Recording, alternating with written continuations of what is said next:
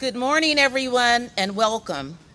My name is Dee Goodwin, and I am pleased to serve as the Mistress of Ceremonies during this morning's program. We welcome you to the 57th anniversary and celebration of the 1963 March on Washington. We thank all who have joined us today, and we thank those who are watching on Arundel Public Access Channel and Facebook as we celebrate this important and historical event.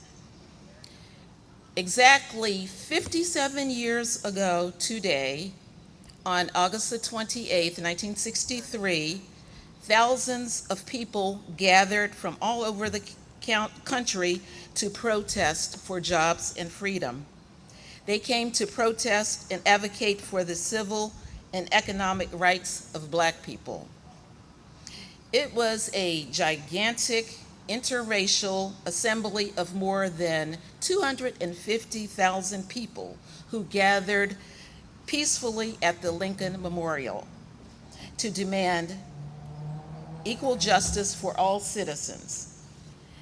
There were no unified marches per se, and interestingly enough, there were many individual marches where people came from religious organizations, civil rights groups, unions, non-unionized domestic workers, students, and others to make up the hundreds of thousands.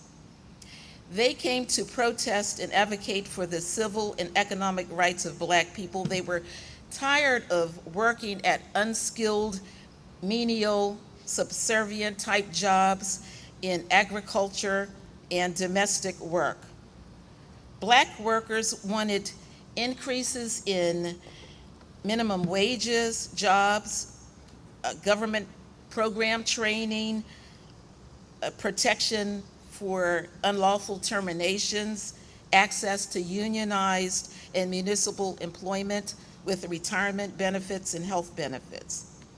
And they wanted an end to police brutality. It was a critical time in history, and the people wanted their voices heard. So they traveled from all over the country: New York, Florida, Virginia, Alabama, Louisiana, Mississippi, Maryland. They came from Cambridge, Maryland, and of course, right here in our own hometown, Annapolis, Maryland. In fact, right here at this exact location where we're gathered, many people caught buses right on the corner here to travel to Washington, D.C., to see and hear Dr. Martin Luther King give his famous "I Have a Dream" speech, because they too had dreams of racial equality. They came to Washington to cash a check from the promissory note given by our forefathers that all men would be guaranteed the inalienable rights of life, liberty, and a pursuit of happiness. The chief organizers of the march were the major civil rights leaders of that time, which included A. Philip Randolph, Whitney Young, Bayard Rustin, Martin Luther King Jr., James Farmer, Roy Wilkins, and our own John Lewis.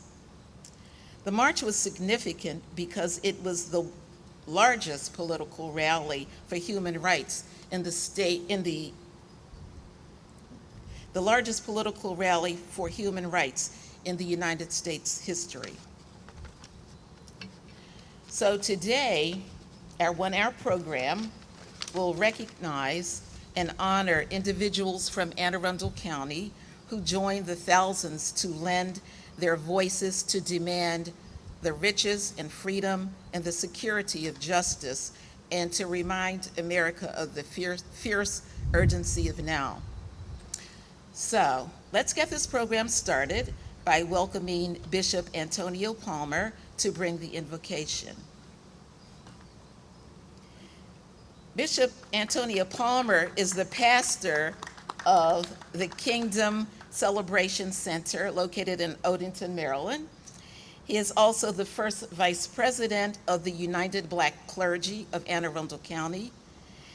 And Bishop Palmer devotes his time serving God and the Anne Arundel County community. Bishop? Oops. Now hold it.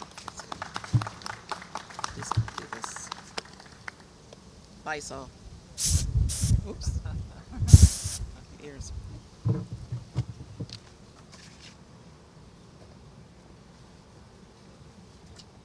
Thank you, Dee. Well, good morning, everyone. Again, I am Bishop Antonio Palmer, first Vice President of the United Black Clergy of Anne Arundel County. On behalf of the United Black Clergy, I'd like to take this time to thank Mr. Carl Snowden and the Caucus of African American Leaders for this opportunity to give the invocation. We, the clergy, always count it a privilege to pray for the residents of this city and for our county. Let us pray. Eternal God, our Father and Creator of all mankind, we beseech your divine presence this morning as we commemorate and honor those of our elders who participated in a marquee moment in our nation's history. It was a moment that reminded our country how far we have come, but yet what great distance we had to go as it pertained to justice, equality, and an equitable society. Bless these elders today who put their lives on hold so that they could march to the beat of one drum. That drum reverberated a demand for change and reform, and for this nation to live out the true meaning of its creed, that all men are created equal. Lord, the presence of our elders today is now a reminder that we too must continue the struggle. So Lord, we call on you to be present among us today, to infuse us with your strength and with joy and with peace and with love and with patience, kindness, faith, and hope, that somehow out of your divinity will shine a great light that will light a pathway to a promising future for African Americans in Annapolis, Anne Arundel County, this great state of Maryland, and abroad. Bless this occasion now, for it is in your sovereign name that we pray. Amen and amen.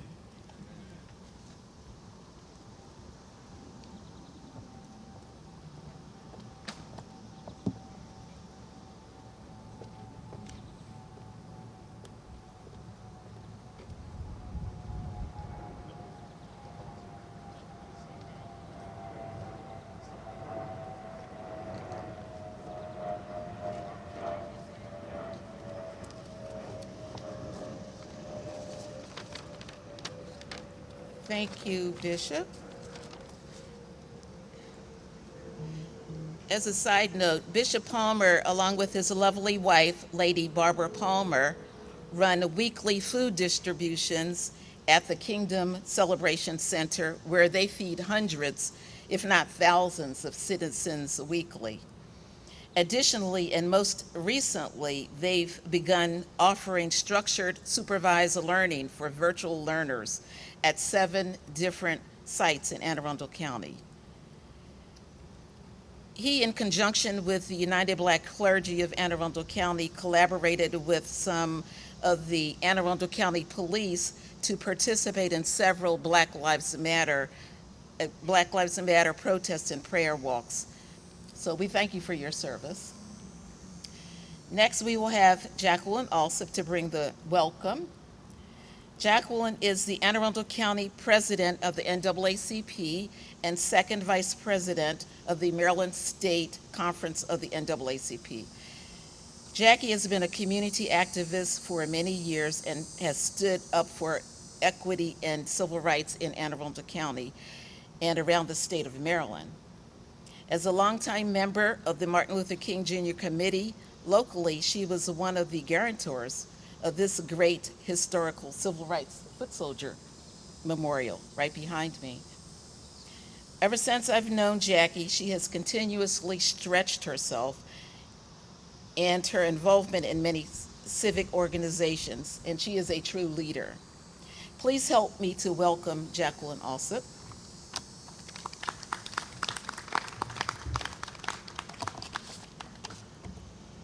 Oops. Squirt, squirt. Thank you, Dee, for that introduction. And thank you, Carl, for having the vision and your continuous work and advocacy here in Anne Arundel County. Good morning. For those who are present with us today and those who are watching on Facebook, on Public Access TV, it is my pleasure to have you join us this morning as we celebrate and recognize some important people. We are in the midst of the largest civil and human rights movement in history. Now is the time, and this is the generation that can realize the dream of Dr. Martin Luther King. Today, we celebrate the 57th anniversary of Dr. King and the March on Washington, where he delivered his historical "I Have a Dream" speech. This March on Washington showed our commitment for fighting for the oppressed, the marginalized, and neglected people of this county. Today in Washington, D.C. is the Commitment March. Get your knee off our necks. Today is also the anniversary of the killing of Emmett Till in 1955, which triggered a major protest in the country. In 2020, with the killing of George Floyd, also triggered a major protest of Black Lives Matter worldwide. Black Americans are still bearing the same hardships that have plagued us for decades. We will continue the peaceful and radical work of Dr. King until the dismantle systemic racism has occurred within this country. It is our responsibility to use our power to help abolish systemic racism.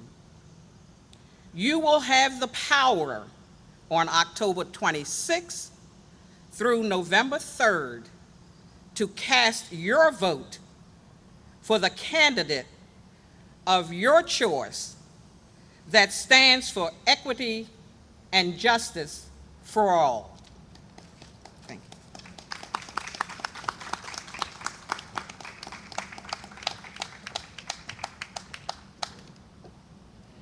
Thank you, Jackie.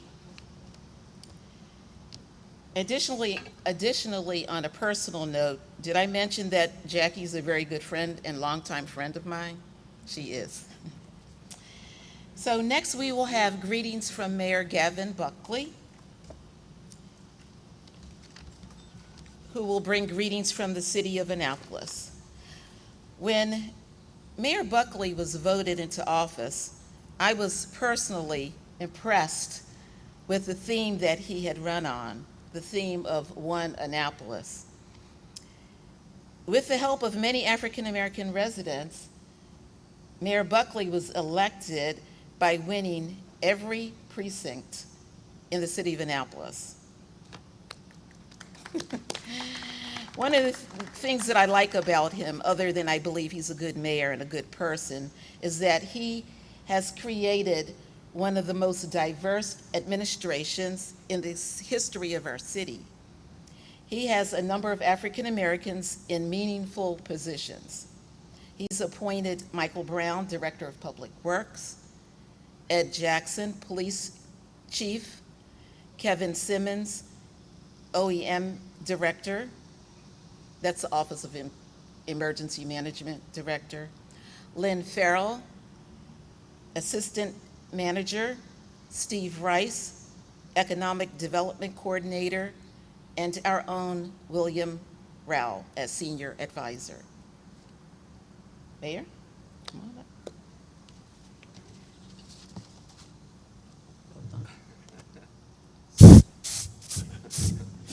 Hopefully it won't rust.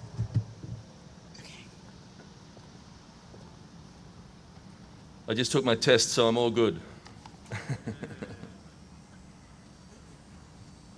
Well, it is an honor to be here as a man born in 1963. So good morning, and thank you all for coming.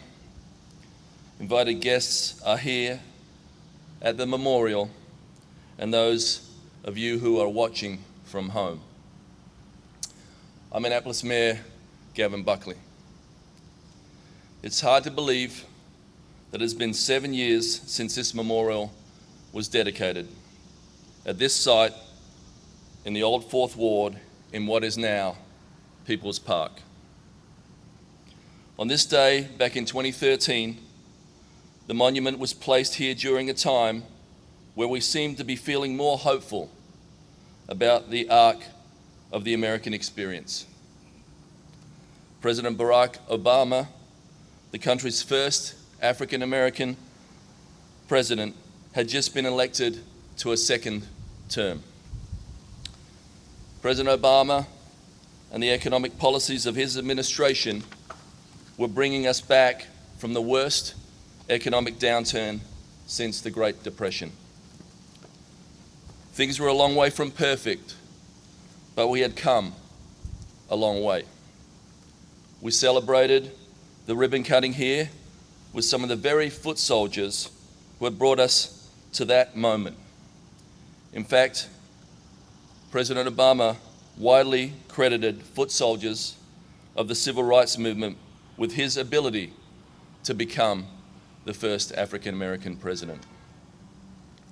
Back in 1963, the foot soldiers faced daily discrimination of the worst sort.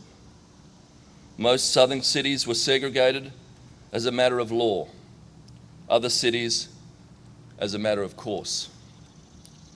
When the foot soldiers began to challenge that societal structure, a structure that was unjust and immoral, they were met with fire hoses, attack dogs, and jail.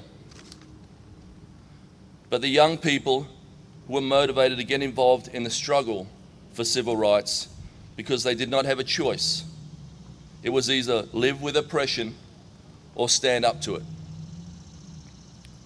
Dr. Martin Luther King Jr. gave them an opportunity to come together in Washington, D.C. to urge President Kennedy to pass the Civil Rights Act, landmark legislation requiring desegregation of public places and prohibiting employment discrimination. Young people stood up, and I just want to give a bit of a round of applause for young people, because I'm not so young anymore. We became a better America because of those everyday heroes. Those skirmishes on the battlefield of oppression grew from daily marches and arrests into a movement to peacefully march on Washington. It was 57 years ago today, on August 28, 1963, when more than 250,000 people organized and attended the March on Washington. I see eerie parallels today. I see it in our own city. Young people fed up with injustice they see in everyday American life. A criminal justice system that is quick to incarcerate young African American men, a society that is quick to call police on people of color, and some police in cities around the country who are quick to pull a trigger. These young people have gathered with their classmates of all races and ethnicities. I'm going to just get this in here.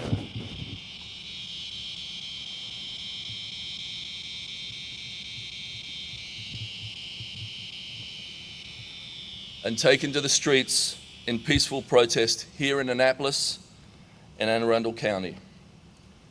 Our Annapolis Police Chief and others have taken a knee alongside them. I thank the young people of today and remind them that America continues to move forward. It may not always feel like it, but the momentum is with us to become the more perfect union we were promised a couple of 100 years ago. Keep fighting and keep believing.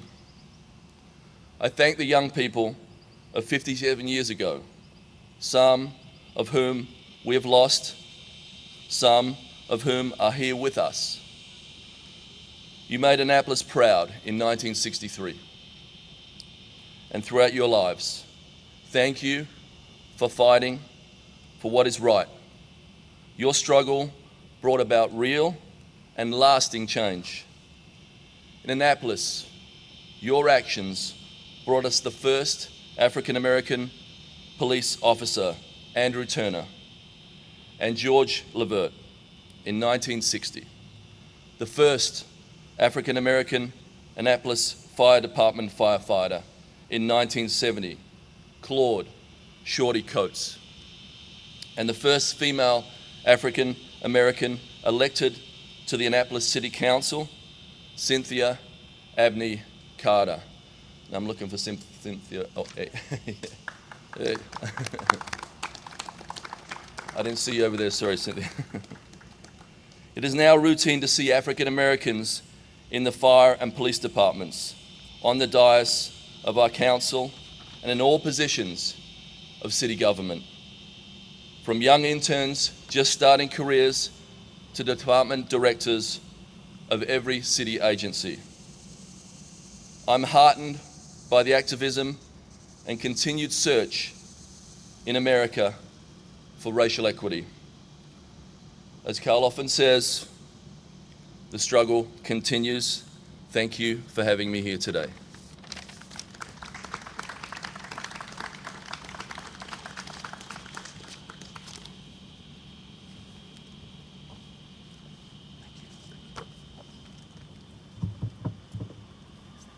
Okay.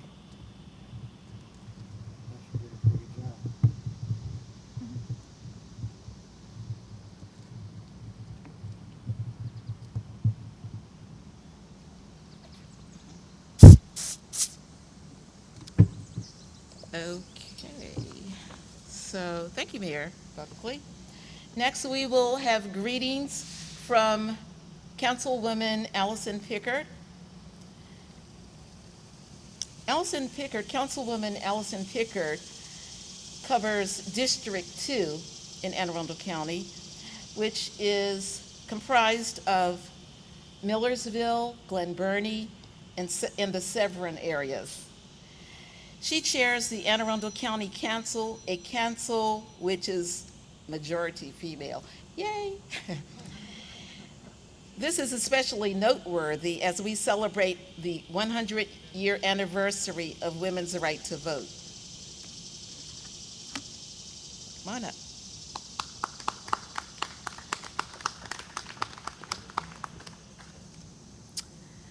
Thank you, Ms. Goodwin, for that introduction. Good morning. As she stated, I am Allison Pickard, current chair of the County Council here in Anne Arundel. I'd first like to thank Mr. Snowden, the convener of the Caucus of African American Leaders, for this invitation to bring greetings. I'd also like to take an opportunity to acknowledge my colleagues. Mr. Councilman Andrew Pruski is here from District 4 in West County. And Councilwoman Lisa Rodvian is here. She is sitting in her district right here in Annapolis, District 6. So thank you for joining us this morning. On this 57th anniversary of the historic March on Washington, there is no denying that our community and our country is at a crossroads.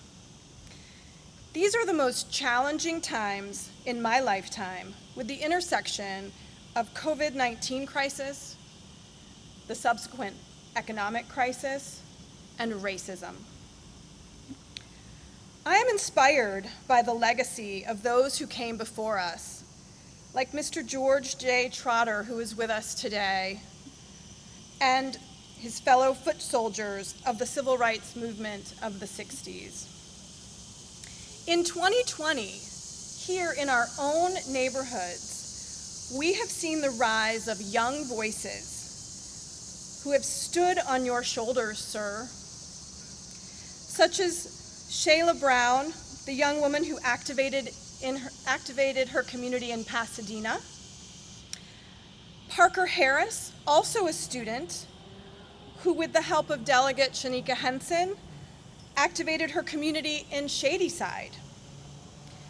And Millie Huntington, another student who organized a Black Lives Matter event in Severn. Our students have also participated this summer in forums, Let's Talk Justice, led by the Chesapeake Regional Association of Students. And I would be remiss if I didn't mention our current student member of the Board of Education, Mr. Drake Smith, who just this week championed a resolution at our local Board of Education acknowledging that Black lives matter.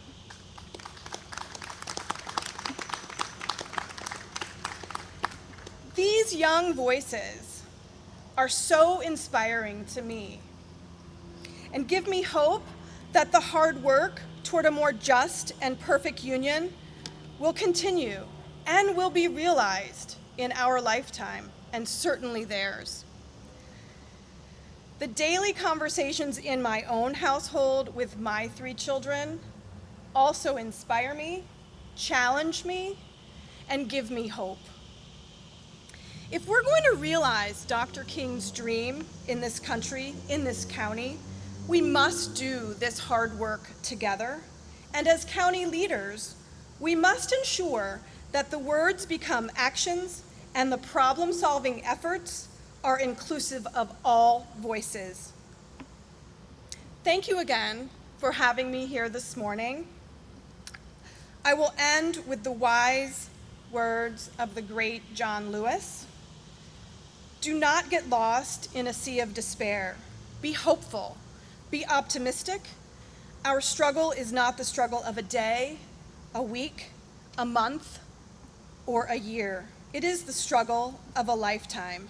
Never be afraid to make some noise and get in good trouble, necessary trouble. So Anne Arundel County, my charge to you is let's get into some good trouble and let's do it together. Thank you.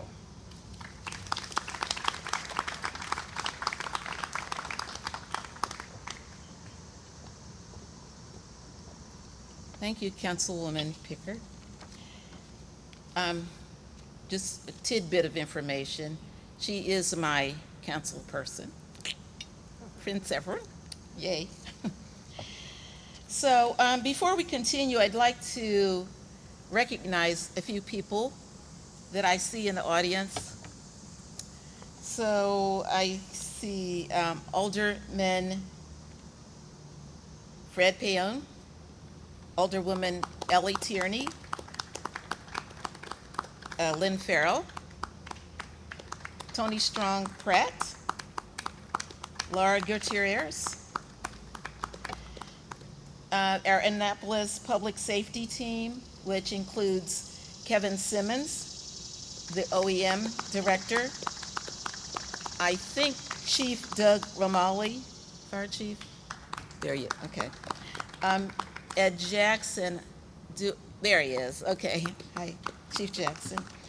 And Michael Johnson, Michael Johnson is the new Public Works Director. So, let's see. Also see former Councilman Darrell Jones, former Alderwoman Cynthia Carter, Delegate Shanika Henson, let me see, I'm sorry, I can't see. State Senator Sarah Elthridge. I've already spoken to you, but I knew you were here. Delegate Dana Jones, where are you? Over in the shade, good for you. Rick Hutzel from the Capital Gazette.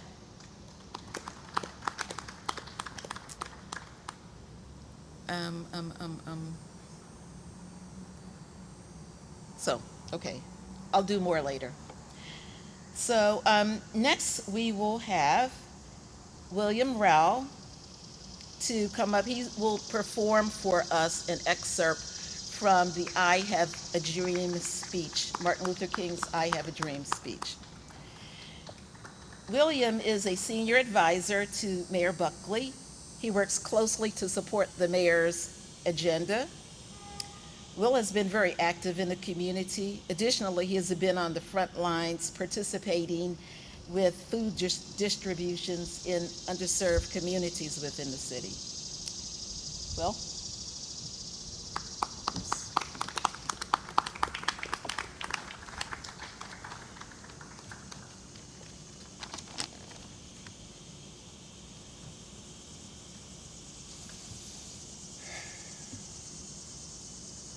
I say to you today, my friends, that in spite of all the difficulties and frustrations of the moment, I still have a dream. This dream is deeply rooted in the American dream. I have a dream that one day this nation will rise up and live out the true meaning of its creed.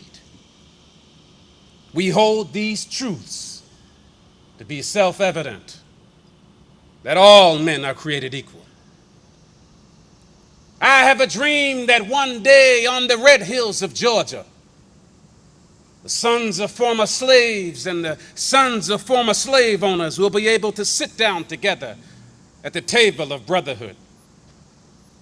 I have a dream that one day even the state of Mississippi, the state sweltering with the heat of injustice and oppression, will be transformed into an oasis of freedom and justice. I have a dream that one day my 4 little children will one day be able to live in a nation where they will not be judged by the color of their skin, but by the content of their character. I have a dream today. I have a dream that one day, way down in Alabama, with its vicious racists and the governor having his lips dripping with the words of interposition and nullification, one day be able to have boys and girls join hands with white boys and girls as sisters and brothers. I have a dream today. I have a dream that one day every valley shall be exalted. Every hill and every mountain shall be made low. The rough places shall be made straight, and the crooked places will be made plain. And the glory of the Lord shall be revealed, and all flesh shall see it together. And this is our hope. This is the faith with which I go back down south.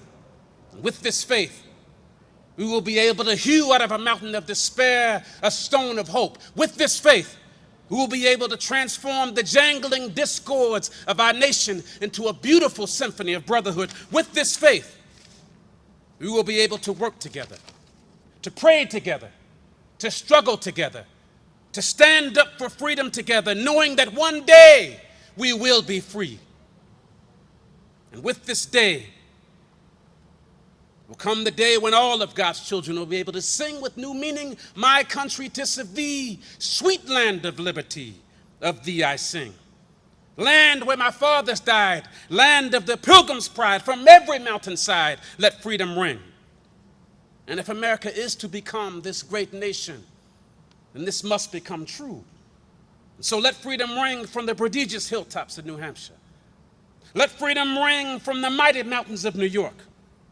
Let freedom ring from the heightening Alleghanies of Pennsylvania. Let freedom ring from the snow-capped Rockies of Colorado. Let freedom ring from the curvaceous slopes of California. But not only that, let freedom ring from Stone Mountain of Georgia. Let freedom ring from Lookout Mountain of Tennessee. And let freedom ring from every hill and every molehill of Mississippi. From every mountainside, let freedom ring. And when this happens, we will be able to allow freedom to ring from every village and from every hamlet, from every state and from every city. We will be able to speed up that day when all of God's children, black men and white men, Jews and Gentiles, Protestants and Catholics, will be able to join hands in singing the words of the old Negro spiritual. Free at last, free at last. Thank God Almighty, we are free at last.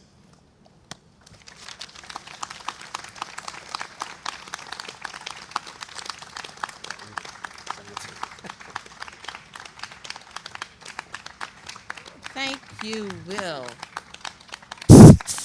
Let freedom ring. Let it ring. So next we will have greetings from County Executive Stuart Pittman. County Executive Pittman was born in Davidsonville, Maryland. I remember you told me that. He's a native of Anne Arundel County. He ran for public office in 2018. He was elected as county executive and has built a reputation as a change agent. He has supported efforts to reform education, police, and government. He believes in transparency of people. Earlier this year, his administration supported our efforts to build the Defenders of the First Amendment Memorial. Thank you. To the journalists and staff who were slain at the Capitol newspaper. He also supported the funding of the Wally H. Bates Legacy Center and efforts to build a memorial to the victims of lynching in our county. Overall, he has worked to make Anne Arundel County the best place for all. By the way, County Executive will also present executive citations to two of our gentlemen that are in the audience who had social activists who had organized and led the Black Matters protest in Shadyside, Maryland a few weeks ago. And we look forward to your continued leadership in the future. And they are Parker Harris and Jordan Kahn.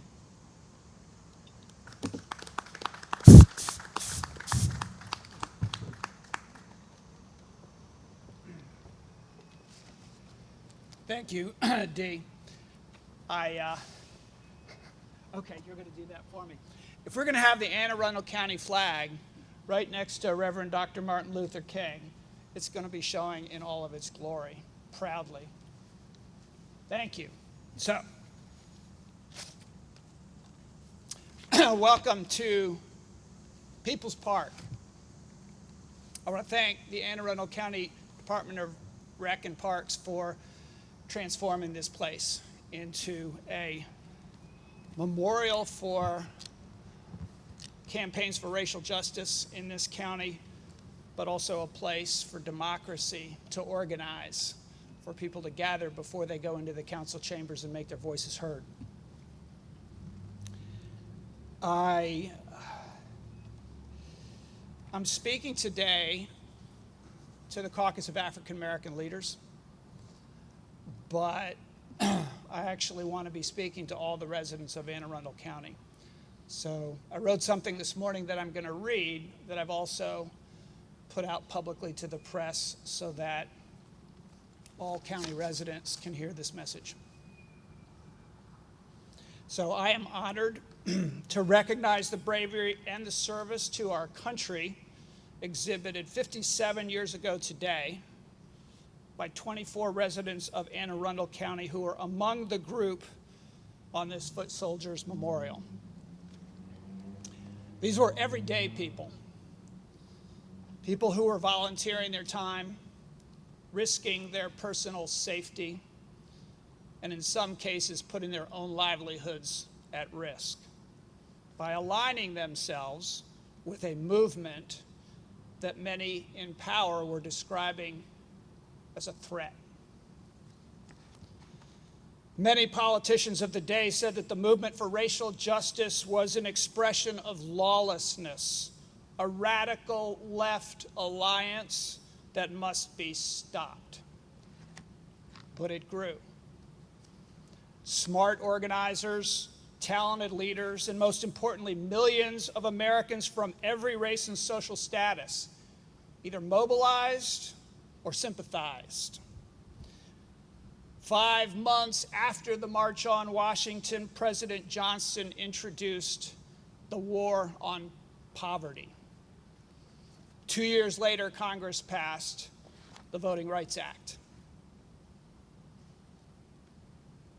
After a 40-year experiment in trickle-down economics, supported politically by an unholy merger of insatiable corporate greed with white supremacist fear, our people are once again mobilizing for racial justice.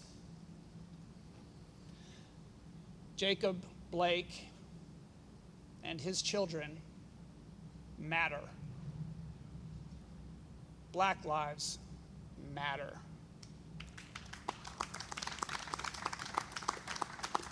And for people who don't like hearing those three words, get used to it.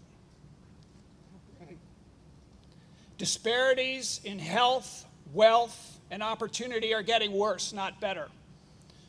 The federal government is once again sending troops to cities where peaceful protesters are demanding progress. Police officers are being pressured to take sides in a culture war that is driven by politicians and for-profit media conglomerates. As we look back on the March on Washington, most Americans realize that it was a unity march. It was good Americans reminding one another of the values that make America strong and that make all communities strong. It was about justice for all. So as we face an election season in which millions of dollars are being spent to divide us, let's all remember the lessons of the civil rights movement and of the March on Washington. Let's take a deep breath and remember that at the end of the day, we all want the same thing: peace, security, and an opportunity to live a good life in a connected community. So God bless the Anne Arundel County Foot Soldiers of 1963, and God bless the Anne Arundel County Foot Soldiers of 2020. So now I have some citations.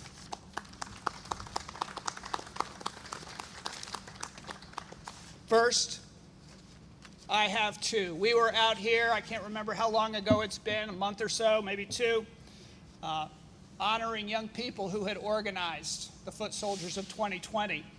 And I have two more that had not yet mobilized, but since then organized demonstration in Deal, another unlikely place in the county for this kind of campaign for social justice. And I want to thank them, both Jordan Can and Parker Harris, if you could come up here.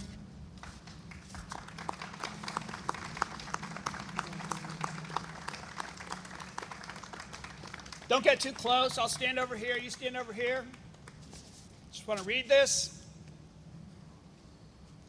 This Citizens of Anne Arundel County, Maryland salute Jordan Cann and Parker Harris in recognition of your leadership and your brave work demanding justice and an end to the systemic racism that has crippled this country for too long. Your willingness to speak out and to organize is creating a moment in this county's history that has the potential to finally deliver the opportunity and the justice to Black and brown people that has been denied here for centuries. You are strong, you are powerful, and you are making history. Thank you for helping to make Anne Arundel County the best place for all. Yes.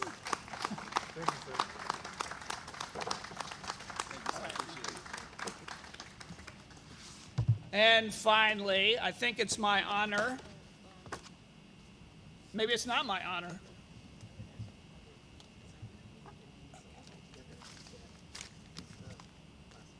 It will be my honor. Thank you, County Exec. So, before we continue, I would like to just recognize a couple more people that I think I saw. Dimitri, Safa, this, I'm sorry, I didn't mean to chop your name up, but Dimitri is my friend. I'd also like to recognize Emma Buckman from March on Maryland. And I'm sorry if I can't see everyone, but I'm trying, honest. And I'll continue. So, the foot soldiers. While there were approximately 500 individuals from Anne Arundel County who are noted on this memorial behind me as attendees to the march, I will call some of their names. Some were not able to join us because of the pandemic, and others have since deceased, but I will call some of the names. Judge George Ames Jr., Mark Apter, Elmo Carter, Philip T. Chambers Jr., Alma Cropper, Lawrence Diggs, Robert Duckworth, Frank Dunbar, Esquire, Larry Griffin, William Hayes, who is now deceased, Philip Hunter, Esquire, Arlene Jackson, Bessie Knight, my mother, right there, Edith Knight, Alva Shepard Johnson, Kathleen Johnson, Patricia Johnson, Thornell Jones, there he is, okay, Jack Lair, Jean Langston, Raymond Langston, Alistine Mangum, Stuart Weschler, and our own George Trotter. To accept the recognition executive citations on behalf of the other honorees, Mr. George Trotter is here. Where is he? He's here. And George will be awarded the citation from our own Anne Arundel County Stewart, County Executive Stuart Pittman.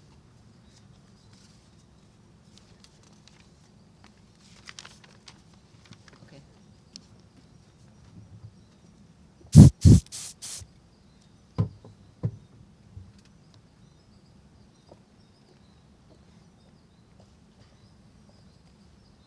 Come on up. I can't do this alone. All right, I'm just going to read the citation, and then I think we're going to hear from George, aren't we? Yes. I hope. Good, good. Yeah. All right, the citizens of Anne Arundel County, Maryland salute George Trotter in recognition of your participation in the march that changed the course of history. On August 28, 1963, thousands of residents from Anne Arundel County converged on the National Mall to take part in what Dr. Martin Luther King Jr. called the greatest march demonstration for freedom in the history of our nation. As a foot soldier, you made America better. We salute you for your excellent work and extend our sincerest appreciation and best wishes for all your future endeavors. Thank you for helping to make Anne Arundel County the best place for all. So, thank you. Yeah.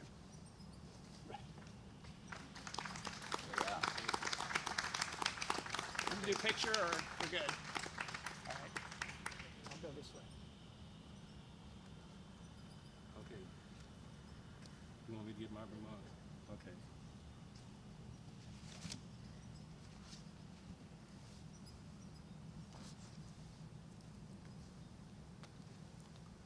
Good morning. We would like for the foot soldiers who are here present to please stand once again for a round of applause, please. Thank you, Miss Bessie.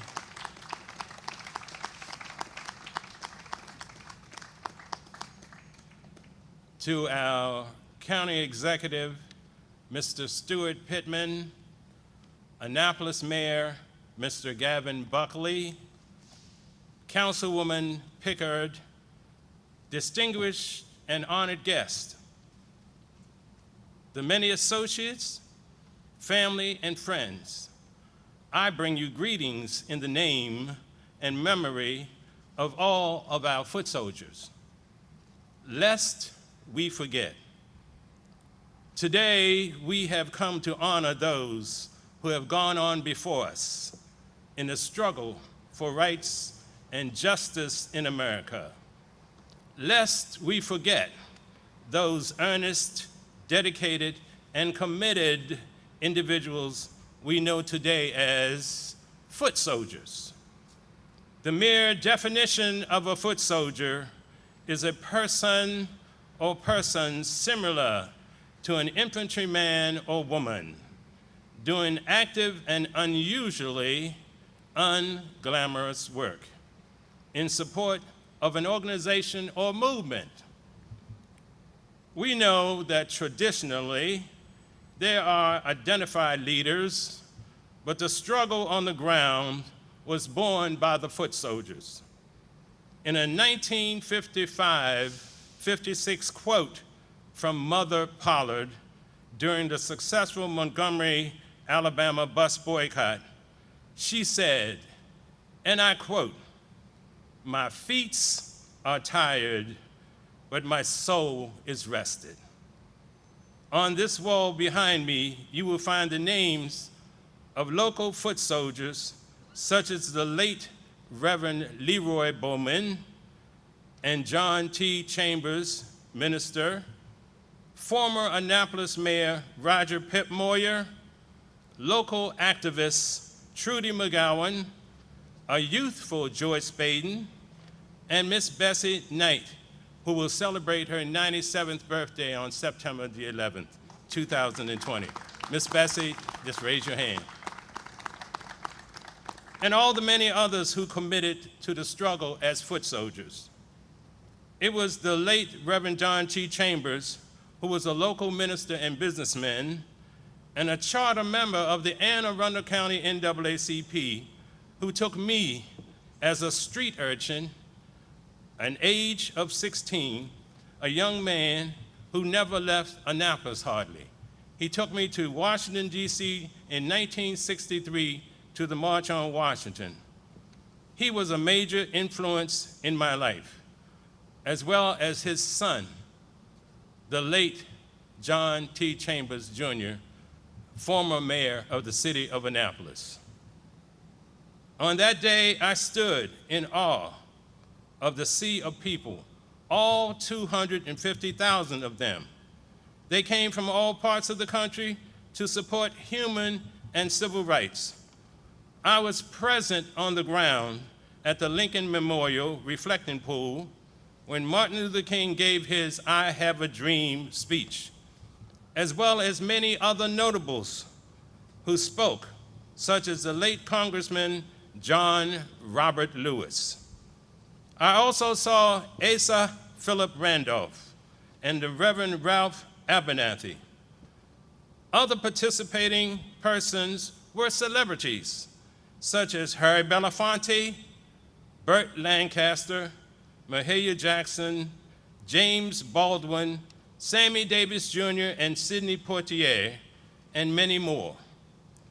This was a civic education for me in social activism, and a responsibility that has maintained me to this day. It is vital and so very important that we, as citizens of these United States, preserve this history and thank all those foot soldiers who have gone on before to make this, our nation, a more perfect union.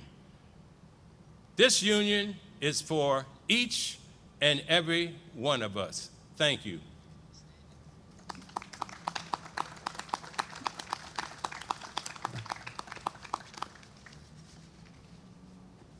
It's called next.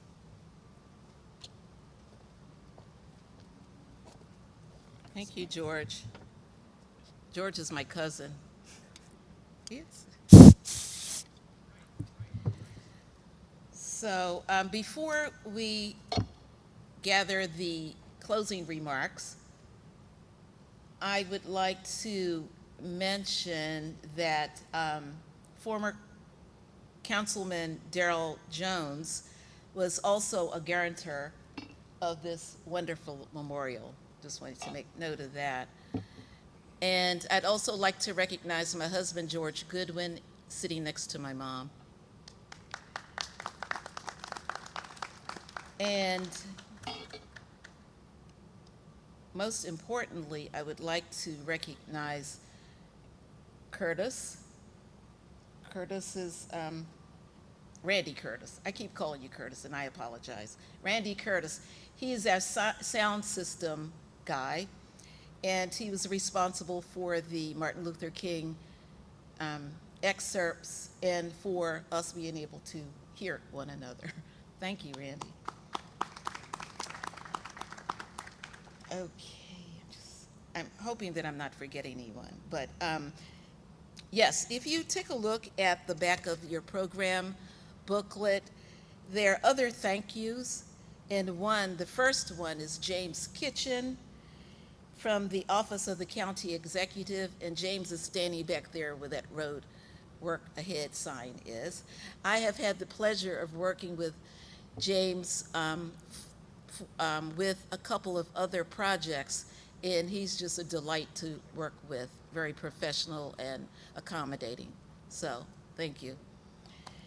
Also like to thank Roz Hamlet of the Office of the County Executive, Mitchell Stevenson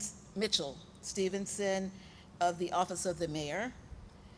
I mentioned Kevin Simmons, the OEM Director, and the police chief at Jackson. And I want to thank all of the residents who marched to make America better.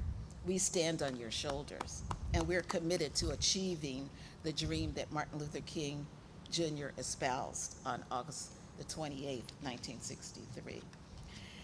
So with the closing remarks, the Honorable Carl O. Snowden, a longtime civil rights activist, former alderman of the city of Annapolis, former civil rights director for the Maryland Attorney General, the convener of the Caucus of African American Leaders.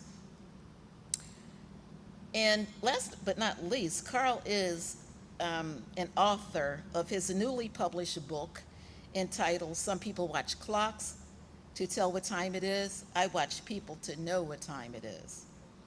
And it is my understanding that his book is on sale here today for purchasing. So, Carl? Where is he? Oh, there you go.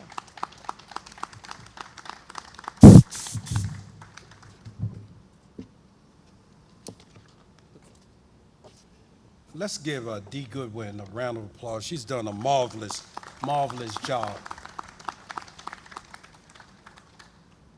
I want to ask people to just take a moment of silence for some members of our community who have passed, people who made a difference. Robert Eves, who would have celebrated his birthday this month. Frank Brown, better known as Watty. And I think of my mother, who passed in May of this year. I want to just take a moment to remember those who've come this way.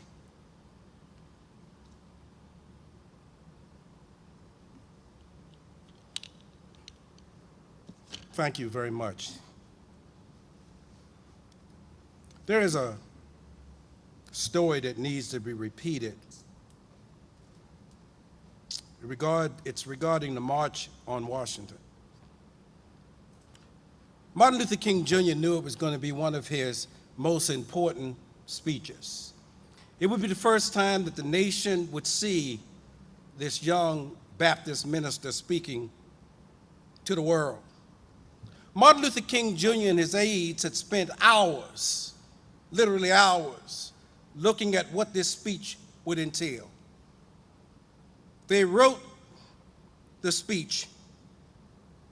Martin Luther King Jr. on that day was scheduled to give this speech, but something happened that changed the speech and changed America.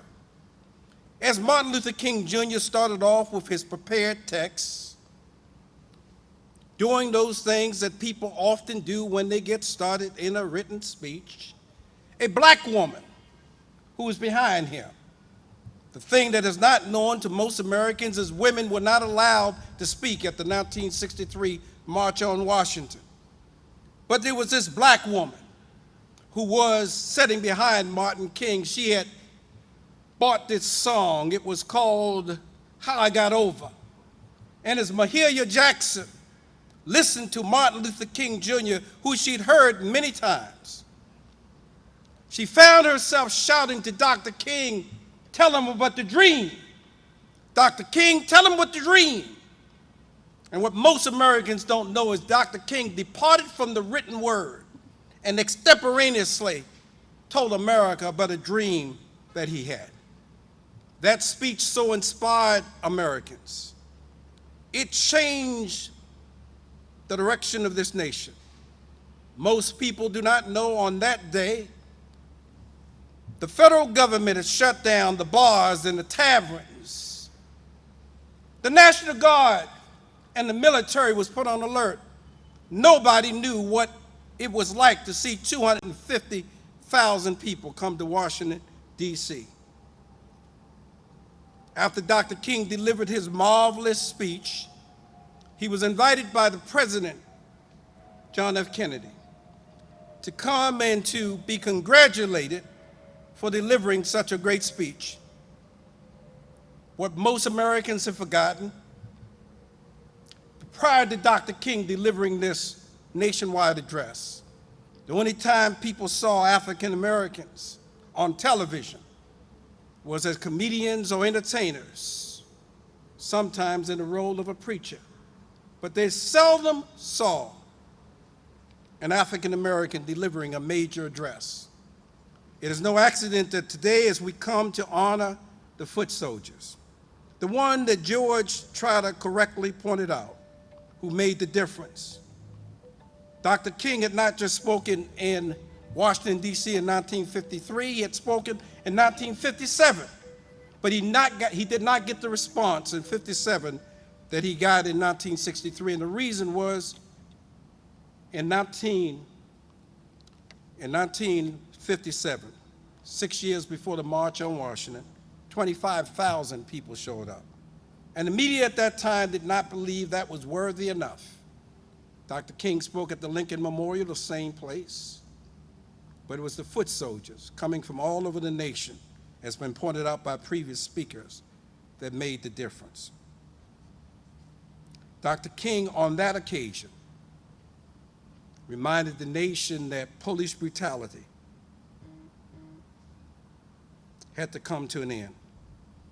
57 years later, we still face the issue of police brutality.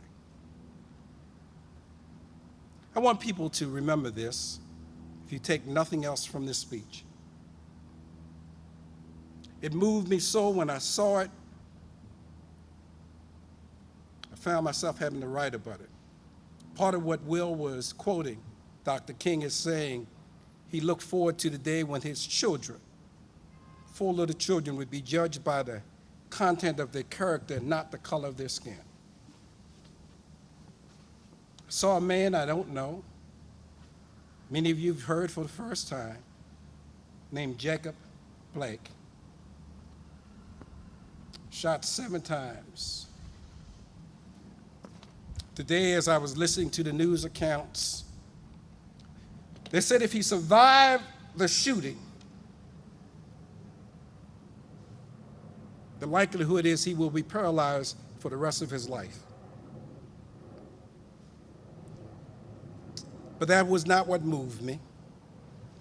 It was something that the reporter said that happened in that hospital in Wisconsin that makes it crystal clear that Dr. King's dream has not been realized and that we've got a lot of work to do. Jordan, in that hospital, a man who had been shot 7 times, who had his spine severed, a man who was beginning to wake up, who didn't know what had happened because it happened so quickly, found himself handcuffed to a bed. Despite all of the marches, all of the protests that was going on, he was handcuffed. He asked this question of his father: why did they shoot me? Why? We come to celebrate the foot soldiers. But the reason I'm glad that the county executive took a moment to honor the young people who are marching today, because the struggle for social justice is not over. The struggle for racial equality is not over. It is important that another generation understand that a baton has been passed to them, a baton that demands that we continue to march for justice, that we continue to do that which we can do to make America better and not bitter. Speakers have alluded to the fact that we are at a crossroads in America. Americans in less than 68 days will make a decision. Which direction will we go?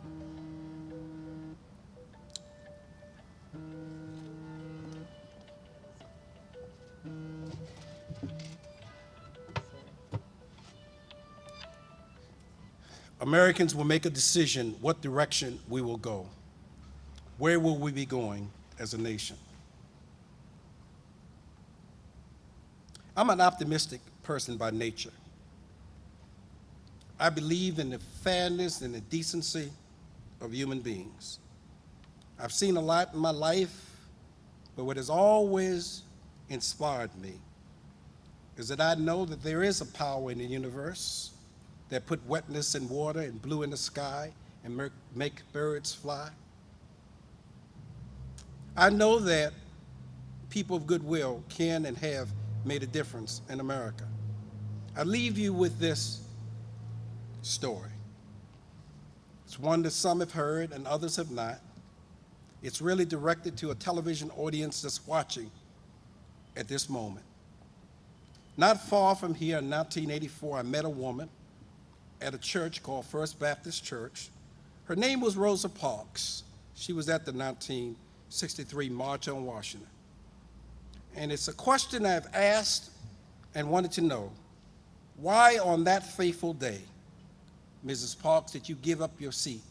You refused to give up your seat to a white man. Why that day? It was a custom. It was the law of the land. People had followed that law for many, many centuries. Why on that day, Mrs. Parks, did I asked, did you refuse to give up your seat? And she told me something on that day that I have never, ever forgotten. She was a very quiet-spoken woman. She said these words almost matter-of-factly. Mrs. Parks said to me, young man, in 1955, before the Montgomery bus boycott took place in December, it was what happened in August of that year that affected me. A young boy by the name of Emmett Till went south, whistled at a white woman, and was murdered. His body was so mutilated that the morticians told him, whatever you do, don't open that coffin. People need not see this mutilated body. And Mrs. Parks said that Emmett Till's mother, in the middle of the funeral, when the preacher was just about to end his eulogy, stood up, ran across the way, and opened the coffin that showed the mutilated body of her son. The photograph that was taken on that occasion was put in a magazine called Jet Magazine, and Mrs. Parks said she saw that mutilated body in August of 1955. Mrs. Parks, who could not have children, Mrs. Parks, who had never met the mother of the victim, said on the day that she was asked to give up her seat by this white man, that photograph of Emmett Till flashed in her mind. And she found somehow, somewhere, the word no. No, no, no, no, no. She was arrested, and that night, a 26-year-old Baptist minister, talking to Rosa Parks, but really talking to his people and the world, he said, Sister Rosa, it is better that we walk in dignity than ride in shame. And out of that moment came a movement. Jordan and Parker, movements are not moments. As we pass on to you guys this baton, understand that our struggle for justice is a continuing one, that we expect of this new generation to pick up the banner. George Trotter, who served for almost 50 years as an educator, who's touched so many people's lives. Phil Chambers, who's one of the foot soldiers in this audience, along with Thornell Jones and Larry Diggs, made ultimate sacrifices. We need a renewed emphasis on white people and black people and young people and old people recommitting themselves to this value that Dr. King gave his life for. We hold these truths to be self-evident, that all men and women are created equal and endowed by their Creator with certain inalienable rights. Among those rights are life, are life, are life, are life, are life, liberty, and the pursuit of happiness. George Floyd did not live out the American dream. Breonna Taylor did not live out the American dream. Cortez Daltrey did not live out the American dream. America will never be America till every American understands that we must respect and protect one another. The final march, the great march that some have alluded to. I encourage everyone who's watching this afternoon's program to be part of this march. It's one of the most important marches that will ever take place in America. It's a march that Darrell Jones has been encouraging people to register for and get involved in. On November 3rd of this year, millions of Americans will be going to the polls, and voting. Millions of Americans will be voting. Do not take this for granted. There are not two people running for the presidency. That's not what's at stake. It's not between two men. It is not even between a vice president who happens to be a woman of color and another person. What's on the ballot for every American to vote on is whether or not 57 years ago, the dream that Dr. King espoused, whether we as a nation endorse that dream. And by the November 3rd, November 4th, we'll know which way America is going. Thank you, D. Goodwin. Thank everyone for bringing this together. Thank you, County Executive Pittman. Thank you, Mayor Buckley, for making this possible. And thank every American for remembering what makes us American is the belief in the nation that believes in equality. God bless you. Aluta continua.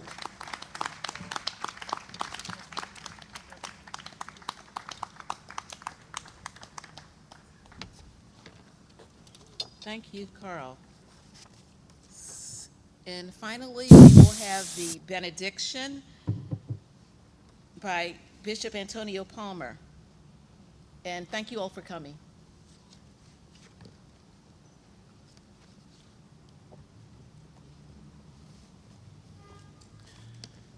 Before I give the benediction, we do have a big announcement that on Saturday, September the 19th, the United Black Clergy of Anne Arundel County, alongside the Caucus of African American Leaders and the NAACP, Anne Arundel County chapter, are co-sponsoring a 1,000-men march, a peaceful protest. Women are definitely welcome to come. Not only come, but bring your spouse, your sons, your uncles, and your nephews. We are, because of the recent events, we are coming together to proclaim that Black lives still matter. So for more information, you can go to the United Black Clergy Facebook page, or you can contact myself at bishopkccoderton@gmail.com. Again, that's bishopkccoderton@gmail.com. The benediction. Now unto him who is able to do exceedingly abundantly above all that we ask or think, according to the power that worketh in us. To him be glory, world without end, throughout all ages. Amen and amen. God bless you.